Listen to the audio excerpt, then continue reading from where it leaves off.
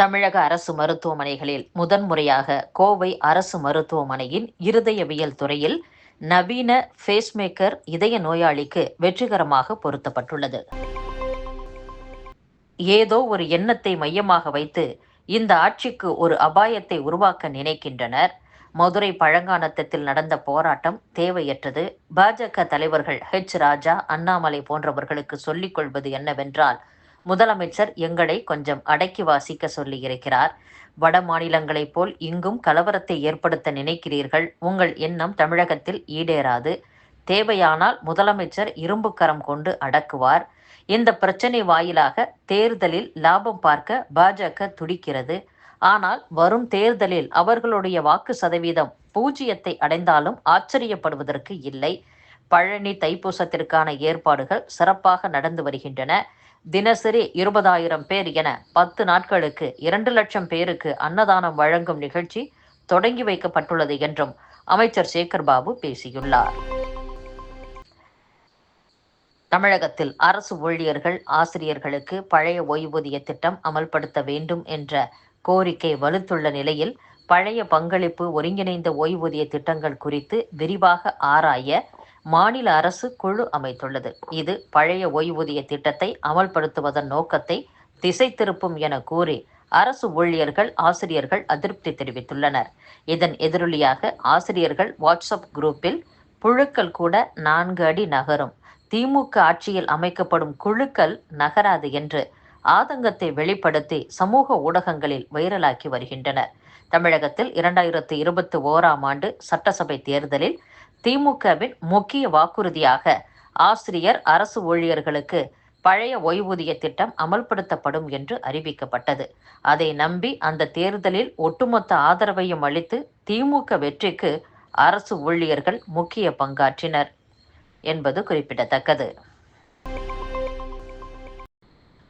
கல்வித்துறையில் ஆசிரியர் மற்றும் அலுவலர்கள் வெளிநாடுகள் செல்வதற்கான அனுமதி சிஇஓ அளவில் வழங்கும் வகையில் எளிமைப்படுத்த வேண்டும் என்று வலியுறுத்தப்பட்டுள்ளது. ஆசிரியர்கள், அலுவலர்கள் சுற்றுலா, மருத்துவ தேவை, சொந்த விஷயம் ஆகியவற்றிற்காக வெளிநாடுகளுக்கு செல்ல வேண்டுமென்றால் சம்பந்தப்பட்ட டிஇஓக்கள் வழியாக சிஇஓ பரிந்துரைத்து சென்னையில் உள்ள இயக்குநரிடம் அனுமதி பெற வேண்டும். இதற்காக விண்ணப்பித்து அனுமதி பெறுவதற்குள் மாத கணக்கில் காத்திருக்க வேண்டியுள்ளது. இதனால் பயணத்தின் அவசரம் கருதி சம்பந்தப்பட்ட ஆசிரியர், அலுவலர்கள் சென்னை சென்று தங்கள் நிலைமையை எடுத்து கூறி அனுமதி பெற வேண்டியுள்ளது. இதை தவிர்க்கும் வகையில் அந்தந்த மாவட்ட சிஇஓக்களே இதற்கான அனுமதி அளிக்கும் வகையில் நடைமுறையை எளிமைப்படுத்த வேண்டும் என்று ஆசிரியர்கள் வலியுறுத்தியுள்ளனர். சிலை கடத்தல் மன்னன் தீனதயாளனுக்கு உதவியதாக சிபிஐ பதிந்த வழக்கில் ஆரம்ப கட்ட விசாரணை அறிக்கை வழங்க முன்னாள் ஐஜி பொன்மாணிக்கவேல் தாக்கல் செய்த மனுவிற்கு பதிலளிக்க சிபிஐக்கு நோட்டீஸ் அனுப்ப உயர்நீதிமன்ற மதுரை கிளை உத்தரவிட்டுள்ளது. இரும்பு கரம் கொண்டு முருக பக்தர்கள் மீது கை வைத்தால் நீங்கள் இருக்க மாட்டீர்கள் என்று தமிழக பாஜக தலைவர் அண்ணாமலை எச்சரித்துள்ளார். திருப்பரங்குன்றம் சரித்திரம் அமைச்சர் சேகர்பாபுவுக்கு தெரியுமா?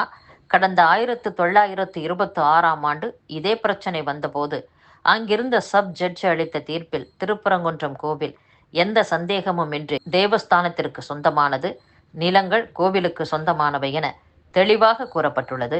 அந்த வழக்கில் அப்பீலுக்கு சென்றபோது இரு தரப்பினரும் சமாதானமாக செல்ல அறிவுறுத்தப்பட்டது. ஆங்கிலேயர்கள் இந்து மக்களுக்காக தற்காத்த ஒரு கோவிலை திமுக தாரை வார்க்க தயாராக இருக்கிறது. புதிதாக இன்னொரு மதத்தை சேர்ந்தவர்கள் பிரச்சனையை ஆரம்பிக்கின்றனர். ஆடு எடுத்து சென்று சாப்பிடுகின்றனர்.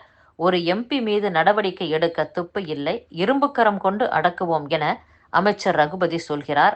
அவர் அடக்கிய லட்சணத்தை பார்த்தோம். பெண்கள், குழந்தைகள் ஆகியோரிடம் தவறு செய்பவர்களை பிடிக்க வேண்டிய காவல்துறை பாஜகவினரை 350 இடங்களில் நள்ளிரவில் கைது செய்து வீட்டுக்காவலில் வைத்துள்ளனர். அந்தந்த ஊரில் உள்ள பாஜக தலைவர்களை வைத்துள்ளனர். மதுரை நீதிமன்ற தீர்ப்பு வந்த 1 மணி நேரத்தில் மக்கள் எழுச்சியோடு வந்துள்ளனர். காவி வேட்டி கட்டிக்கொண்டு முருகபக்தன், சிவபக்தன் என்று சொல்லி தவறு செய்தவர்களை பிடிக்க வேண்டிய காவல்துறை பாஜகவினரை 350 இடங்களில் நள்ளிரவில் கைது செய்து வீட்டுக்காவலில் வைத்துள்ளனர் என்றும், இஸ்லாமியர்கள் சகோதரர்கள்தான் பிரச்சனையை ஏற்படுத்தியது யார், இரும்பு கரம் கொண்டு அடக்குவோம் என சீன் போட்டு சுற்றினால் உங்களை எப்படி அடக்க வேண்டும் என்பது எங்களுக்கு தெரியும், அடக்கி காட்டுவோம். அமைச்சர்கள் மக்கள் பிரதிநிதியாக இருப்பதால் மரியாதை தருகிறோம். வார்த்தைகள் சரியாக வேண்டும் என்றும் அண்ணாமலை பேசியுள்ளார்.